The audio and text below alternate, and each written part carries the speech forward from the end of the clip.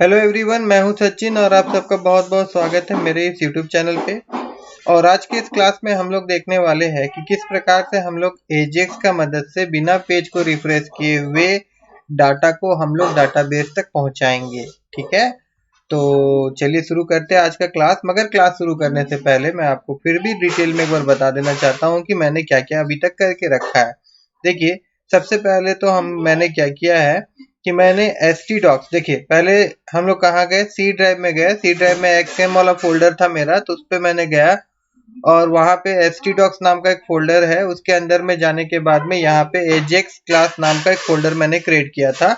और फिर इस फोल्डर को मैं क्या किया हूँ, यहाँ पे आपका विजुअल स्टूडियो कोड में ओपन कर लिया हूँ पूरा का पूरा फोल्डर। ठीक है, उसके बाद और एक चीज मैं बता देता हूँ यहाँ पे कि जब आप एक्सकेम में फोल्डर में जाते हैं तो फिर आप अगर नीचे आएंगे तो यहाँ पे आपको एक्सकेम कंट्रोलर मिलता है और इस कंट्रोलर को आप ओपन करेंगे। कंट्रोलर मतलब कंट्रोल, तो यहाँ पे आप सर्वर को भी ओपन कर लीजिएगा। ठीक है ना, एपाची सर्वर और माई SQLi को स्टार्ट कर लीजिएगा, ओपन नहीं स्टार्ट कर लीजिएगा।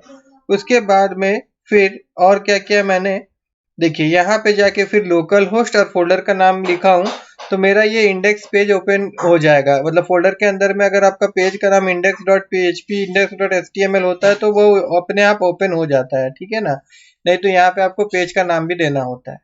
ठीक है, अभी फोल्डर के अंदर में देखिए मेरा एक पेज यहाँ पे है index.html और एक यहाँ पे page1.php पेज है। ठीक है, तो सबसे पहले देखिए यहाँ पे हम लोग क्या करेंगे, हम लोग को यहाँ पे क्या क्या चाहिए। तो डाटा लेने के लिए हम लोग को क्या चाहिए, एक आपका टेक्स्ट बॉक्स चाहिए ना भैया। तो यहाँ पे हम लोग सबसे पहले एक टेक्स्ट बॉक्स बनाएंगे यहाँ पे। ठीक है, तो यहाँ पे टेक्स्ट बॉक्स बनाने के लिए क्या करना पड़ेगा, इनपुट लिखना होगा। Input type equal to text होगा और इसका एक हम लोग आईडी ले लेंगे क्योंकि इस आईडी के जरिए से हम लोग इसका वैल्यू ग्रैब करेंगे आपका जावा स्क्रिप्ट में। ठीक है, आईडी का नाम मैं यहाँ पे नेम दे दे रहा हूँ। पहला काम हमारा यहाँ पे खत्म हो गया है।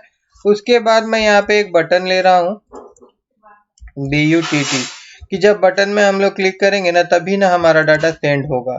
तो ये बटन कैसे काम करेगा, ये बटन जब हम लोग क्लिक करेंगे ना तो क्या होगा कि एक फंक्शन कॉल होगा। कौन सा इवेंट के जरिए, ऑन क्लिक इवेंट के जरिए। और फंक्शन का नाम जो है ना वो मैं दे रहा हूँ यहाँ पे पोस्ट डाटा। ये फंक्शन का नाम ब्रैकेट ओपन क्लोज हो गया।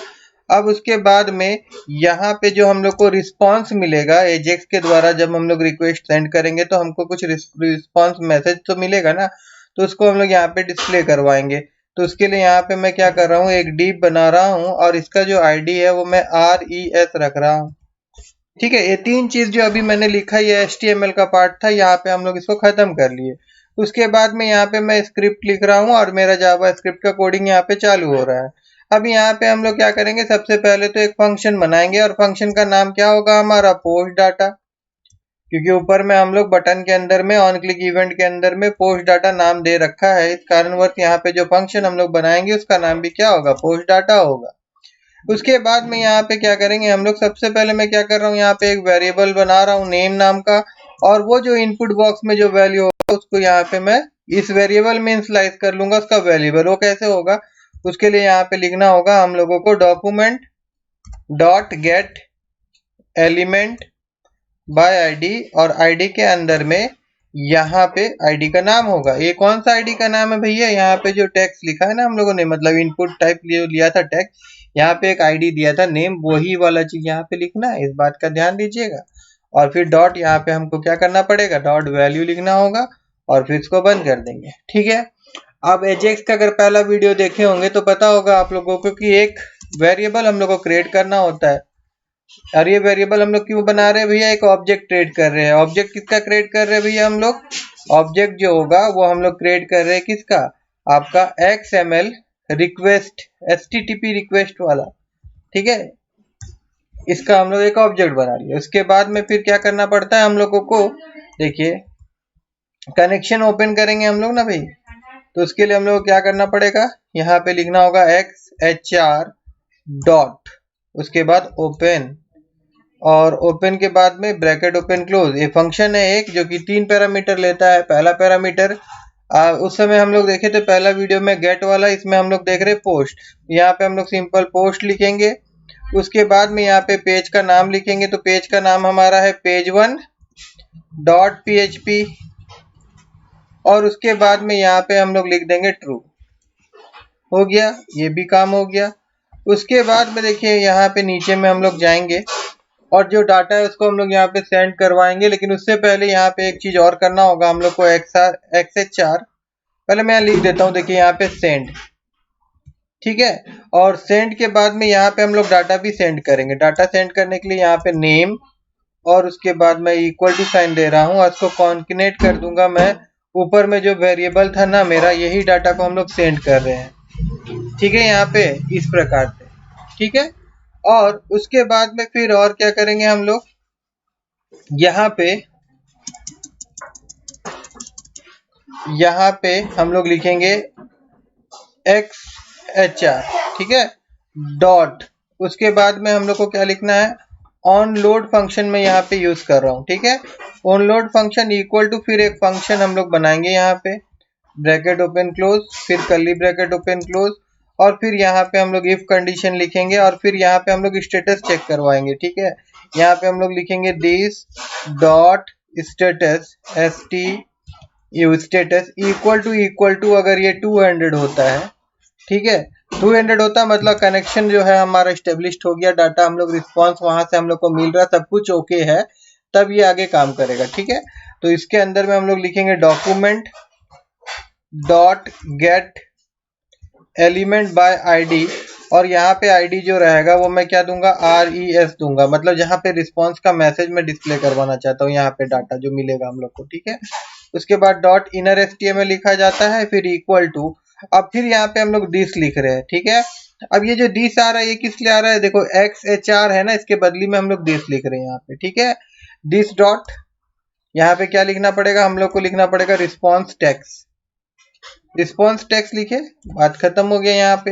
अब एक चीज देखिए, हम लोग सिंगल डाटा लेके जा रहे हैं, हम लोग फॉर्म नहीं यूज किया, अगर फॉर्म नहीं यूज किए सिंगल डाटा लिख रहे हैं तो फिर एक चीज हम लोग को और लिखना होगा यहाँ पे, XHR dot set request header, और ब्रैकेट के अंदर में ये दो पैरामीटर यहाँ पे लेगा, एक आपका होगा कंटेंट और उसके बाद में TYP टाइप, ठीक है, फिर कॉमा, और फिर यहाँ पे हम लोग को लिखना होगा APPLICATION एप्लीकेशन, उसके बाद स्लैश, उसके बाद X, उसके बाद में फिर यहाँ पे www, और देन यहाँ पे फिर हम लोग को इस प्रकार से देना होगा, फिर यहाँ पे FORM फॉर्म, और उसके बाद में फिर हम लोग यहाँ पे लिखेंगे URL इन कोडेड CODED कोडेड, बस इतना हम लोग को यहाँ पे करना है। अब ये जो डाटा हम लोग को, ये जो डाटा ये कहाँ जाएगा, ये पेज में जाएगा, page1.php, बिना पेज को रिफ्रेश किए हुए, ध्यान दीजिएगा, बिना पेज को रिफ्रेश किए हुए, ठीक है। तो यहाँ पे हम लोग जाते हैं page1.php में, और page1.php में जाने के बाद में यहाँ पे सिंपली पहले मैं आपको इको करवा के दिखाता हूँ, वो जो वैल्यू हम लोग को यहाँ मिलेगा, उसके बाद में फिर हम लोग इंसर्ट करवाएंगे। यहाँ पे मैं लिख देता हूँ ऐसे, और देन उसके बाद में फिर यहाँ पे मैं क्या करूँगा, इको, और ये पोस्ट मेथड से आ रहा है तो हम लोग को इस प्रकार से लिखना होगा, यहाँ पे $, उसके बाद में फिर पोस्ट, और फिर यहाँ पे जैसे वहां पे हम लोग नेम लिखे थे, यहाँ पे हम लोग नेम लिखेंगे, और इसको यहाँ पे हम लोग बंद कर देते हैं ऐसे करके, ठीक है। और अब अगर मैं यहाँ जाऊं और इसको एक बार रिफ्रेश करूं, तो देखिए यहाँ पे मेरा ये आपका टेक्स्ट बॉक्स आ रहा है, यहाँ पे बटन आ रहा है, तो जैसे मैं यहाँ पे लिखूंगा SACHIN सचिन, और यहाँ पे मैं सेंड करूंगा, तो नीचे में हम लोगों को रिस्पांस मिलना चाहिए, लेकिन ये नहीं मिल रहा है, ठीक है, क्यों नहीं मिल रहा है, एक बार हम लोग यहाँ चलते हैं और कंसोल में देखिए यहाँ आते हैं हम लोग, और कंसोल में यहाँ नेम नाम का वेरिएबल जो है ये नॉट डिफाइंड दिखा रहा है, देखिए, हाँ समझ में आ गया क्या गलती है। एक बार मैं यहाँ चलता हूँ फिर से, यहाँ पे ये तो ठीक है, इधर आते हैं हम लोग, और यहाँ पे देखिए, यहाँ पे PHP जैसे वेरिएबल में बनाते हम लोग, यहाँ पे जो वेरिएबल बनाते हैं उसमें तो वैर लिख के सिर्फ नाम लिख देते हैं ना, तो PHP भी मैं कर रहा हूँ, इसीलिए गलती से मैं क्या कर दिया था, यहाँ डॉलर दे दिया था। ठीक है, अब मैं यहाँ पे इसको हटा दिया हूँ और एक बार फिर से मैं जाता हूँ और फिर से मैं इसको रिफ्रेश करता हूँ और फिर से यहाँ पे मैं क्या करता हूँ, यहाँ पे इस बार SANJY संजय लिखता हूँ और इसके बाद मैं सेंड में क्लिक करता हूँ। देखिए अब ठीक काम कर रहा है। और यहाँ नेटवर्क में अगर हम लोग जाएंगे तो यहाँ पे इसको मैं थोड़ा से ऐसे करता हूँ। ठीक है, तो देखिए यहाँ पे PHP पेज का जो नाम है वो दिखा रहा है। यहाँ पे देखिए रिस्पांस हम लोग को क्या मिला, संजय मिला। ठीक है ना, यहाँ प्रीव्यू करेंगे तो वहां से जो हम लोग को रिटर्न मिल रहा है, जैसे पेज दिखाएगा वो दिखा रहा है। हेडर में हम लोग जाएंगे तो पूरा डिटेल में देखिए रिक्वेस्ट मेथड जो हम लोग यूज कर रहे हैं, अभी हम लोग पोस्ट यूज कर रहे हैं। और ये देखिए यहाँ पे जो स्टेटस कोड है ये 200 है, जो वहां पे 200 मैंने लिखा था ये ओके का होता है। ठीक है, इस तरह से यहाँ पे हेडर में सारा जानकारी मिल जाता है, यहाँ पे जो रिस्पॉन्स होता है हमारा वो मिल जाता है। ठीक है, अब रहा सवाल कि इसको हम लोग डाटाबेस में कैसे भेजेंगे। ठीक है, तो उसके लिए हम लोग क्या करेंगे, फिर यहाँ चलते हैं। डाटाबेस में जैसे आप भेजते हैं PHP कोड यूज करके उसी तरह से भेजेंगे। सबसे पहले क्या करना होगा, ये जो है इसको मैं एक वेरिएबल में स्टोर करवा लेता हूँ। यहाँ पे वेरिएबल का नाम मैं नेम देता हूँ, इक्वल टू यहाँ पे साइन देता हूँ। उसके बाद में हम लोग को चाहिए एक कनेक्शन, तो उसके लिए मैं यहाँ पे एक वेरिएबल बना रहा हूँ CONN और इक्वल टू, उसके बाद यहाँ पे मैं लिखता हूँ न्यू और उसके बाद माई SQLI ब्रैकेट ओपन क्लोज और उसको बंद कर लेते हैं। इसके अंदर में हम लोग को क्या क्या चाहिए, एक चाहिए हमारा जो होस्ट नेम है LOCAL लोकल HOST होस्ट। उसके बाद में फिर हम लोग को क्या चाहिए, यूजर का नाम जो कि मेरा है रूट। आपका जो यूजर नाम अगर दिए रहेंगे तो वही दीजिएगा। उसके बाद पासवर्ड मैंने दिया नहीं है तो सिर्फ ब्रैकेट ओपन क्लोज करके हम लोग यहाँ मतलब इन्वर्टेड कोमा दे देते हैं। और उसके बाद में DB नेम, तो जो DB नेम मेरा है वो है AJAX DB name, that means database name. ये कहाँ मिलेगा हम लोगों को, अगर यहाँ चलते हैं तो देखिए यहाँ पे मैं ओपन करके रखा हूँ, माई PHP एडमिन में गया हूँ और यहाँ पे देखिए यहाँ पे नाम है AJAX DB और अभी तक का जो डाटा है इसमें देखिए सुमित तक है ना। तो अभी अगर हम लोग इंसर्ट करवाएंगे सुमित के नीचे नीचे और भी डाटा आते जाएगा, वो जो टेक्स्ट बॉक्स बनाया है मैंने उसके जरिए से। ठीक है, और AJAX का जो कोडिंग लिखा है उसके जरिए। ठीक है, अच्छा अभी फिर से हम लोग यहाँ आ जाते हैं अपना पेज में। तो ये कनेक्शन तो बन गया, अब हम लोग को क्या करना पड़ेगा, कनेक्शन तो बन गया हमारा। अब यहाँ पे एक SQL स्टेटमेंट को एक वेरिएबल में स्टोर करवा लेंगे हम लोग। SQL नाम का यहाँ पे हम लोग एक तो वेरिएबल बनाते हैं और इसके अंदर में SQL स्टेटमेंट लिखते हैं। SQL स्टेटमेंट इंसर्ट करवाना है डाटा में, उसके लिए लिखना पड़ेगा इंसर्ट, उसके बाद लिखना पड़ेगा इनटू, उसके बाद डाटाबेस टेबल का नाम, टेबल का नाम मेरा STD है। और टेबल के नाम के बाद में ये जो ब्रैकेट होता है, पहला ब्रैकेट, यहाँ पे फील्ड का नाम देना होता है। फील्ड का नाम देना होता है, दैट मीन्स कौन सा फील्ड का नाम। देखिए यहाँ पे जैसे फील्ड ID और नेम है तो ID तो ऑटोमेटिक जनरेट होता है, ऑटो इंक्रीमेंट होगा वो, तो वो हम लोग नहीं सेंड करवा रहे, हम लोग नेम सेंड करवा रहे। तो ये जो फील्ड का नाम क्या है, नेम, वो आपका आ जाएगा यहाँ पे। उसके बाद में फिर हम लोग को क्या देना होगा, उसके बाद वैल्यूज, जो वैल्यूज होगा, जितना वैल्यूज होगा उसको हम लोग कैसे पास करेंगे, यहाँ पे। तो अभी जो वैल्यूज है हमारा कहाँ से आ रहा है, वहां से आ रहा है और नेम नाम का वेरिएबल में आ जा रहा है। तो इसको इन्वर्टेड कॉमा के अंदर में यहाँ पे इस वेरिएबल को हम लोग को ऐसे लिख देना है, नेम नाम का वेरिएबल। ठीक है, अब इस क्यूरी को रन करवाना है तो उसके लिए मैं फिर एक वेरिएबल यहाँ पे बना रहा हूँ आपका RESULT रिजल्ट नाम का, इक्वल टू, उसके बाद में यहाँ पे जो कनेक्शन है हमारा, जो वेरिएबल में स्टोर करवाए हम लोग कौन नाम का, इसको लेंगे। और एक तो फंक्शन होता है क्यूरी रन करवाने के लिए, यहाँ पे QUERY क्यूरी और फिर ब्रैकेट ओपन क्लोज। और इसके अंदर में फिर हम लोग को क्या करना पड़ता है, SQL, मतलब जो हमारा SQL स्टेटमेंट है ना भैया, वही डायरेक्ट इसमें भी लिख देते तो हो जाता, मगर इस स्टेटमेंट को हम लोग एक वेरिएबल बना के इनिशियलाइज कर दिए थे। तो अब सिंपल से यहाँ पे क्या करना पड़ता है हम लोग को, उस वेरिएबल का नाम यहाँ पे लिख देना है। ठीक है, उस वेरिएबल का नाम लिखा मतलब कि ये SQL का पूरा स्टेटमेंट हम लोग यहाँ पे लिख दिए है ब्रैकेट ओपन क्लोज के अंदर में। ठीक है ना, अब यहाँ पे क्या करने वाला हूँ, मैं यहाँ पे चेक करवाऊंगा कि भैया मेरा सब काम ठीक से कर रहा है, कि डाटाबेस के साथ कनेक्ट हुआ है कि नहीं हुआ है, मतलब पूरा डाटा सेंड हुआ है कि नहीं हुआ। तो उसके लिए यहाँ पे मैंने लिखा रिजल्ट, दैट मीन्स ये सब ओके रहेगा तो इफ के अंदर वाला मैसेज डिस्प्ले होगा, और अगर ओके नहीं होगा, मतलब डाटा अगर सेंड नहीं होता है, तो एल्स वाला पार्ट रन होगा हमारा।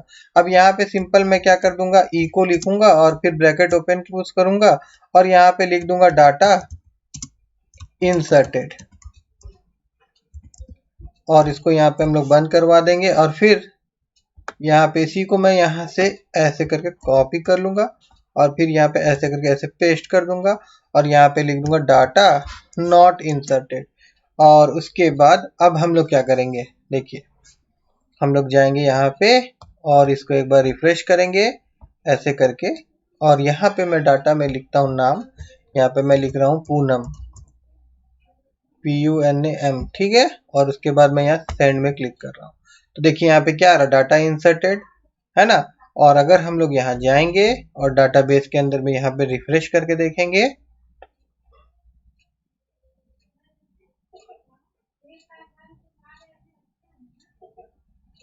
यहाँ पे, तो देखिए ये पूनम जो है यहाँ पे आ गया, ठीक है। और जो पेज है वो हमारा रिफ्रेश नहीं हो रहा है।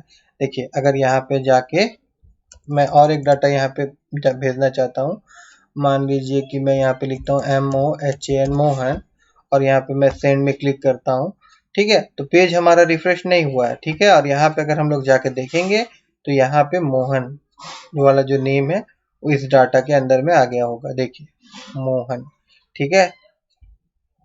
ठीक है, एक बार हम लोग फिर से कोडिंग को देख लेते हैं थोड़ा सा। देखिए मैंने क्या किया, यहाँ पे हम लोग जाएंगे, देखिए यहाँ पे हम लोग क्या किए, एक बटन बनाए और एक टेक्स्ट बॉक्स बनाए, ठीक है। और यहाँ पे एक फंक्शन हम लोग बनाए हैं, हाँ यहाँ पे पोस्ट डाटा। तो ये जो काम हो रहा है, देखिए क्या हो रहा है, एजेक्स में क्या होता है ज्यादातर देखिएगा इसी का यूज होता है। XML HTTP रिक्वेस्ट का एक ऑब्जेक्ट बनाया जाता है और इसके अंदर में फिर बहुत सारा फंक्शन सब बिल्ड रहता है, उसी का यूज करते हैं। जैसे पहला यहाँ पे हम लोग यूज किए ओपन, इसमें क्या होता है कि किस पेज में आप डाटा भेजना चाहते हैं वो आपको लिखना होता है। और यहाँ पे कौन सा मेथड के जरिए भेजना चाहते हैं, कैट या फिर पोस्ट, ठीक है। डाटा अगर आपको इंसर्ट करवाना है, सेंड करवाना, तो ज्यादातर पोस्ट का यूज किया जाता है, ठीक है ना। उसके बाद में फिर यहाँ पे ऑन लोड, यहाँ पे इससे पहला वाला वीडियो में हम लोग देखे थे और एक फंक्शन, इसमें हम लोग देखे ऑन लोड। ऑन लोड में क्या होता है, ऑन लोड फंक्शन हम लोग करेंगे और यहाँ पे हम लोग देखेंगे दिस डॉट स्टेटस, अगर सही होता है तो ये जो रिस्पॉन्स होगा वो हम लोग अपना जो ये पेज है HTML में रिस्पॉन्स को पहुंचाएंगे। और ये सारा चीज को हम लोग को सेंड करवाना होता है, तो उसके लिए हम लोग फिर से उसका ऑब्जेक्ट जो बनाए रहते हैं वेरिएबल नाम देके डॉट सेंड फंक्शन के जरिए में हम लोग सेंड करते हैं। अगर ये गेट होता तो अगर डाटा अगर सेंड करना है तो इसके अंदर में ब्रैकेट के अंदर में सेंड करेंगे, अदरवाइज नहीं तो डायरेक्ट सेंड ओपन क्लोज हम लोग करके छोड़ देते हैं, ठीक है। और अभी यहाँ पे अगर फॉर्म डाटा अगर हम लोग लिखे रहते तो ये लाइन जो है, ये लाइन हम लोग नहीं लिखते, मगर यहाँ पे हम लोग फॉर्म नहीं यूज कर रहे हैं, हम लोग क्या कर रहे थे, हम लोग सिर्फ इनपुट बॉक्स यूज कर रहे थे, तो इसीलिए यहाँ पे ये लिखना पड़ा हम लोग, ठीक है। अगर आज का जो क्लास था मेरा समझ में आया हो आप लोगों को तो मेरे इस वीडियो को लाइक करिएगा और मेरे चैनल को सब्सक्राइब करना मत भूलिएगा।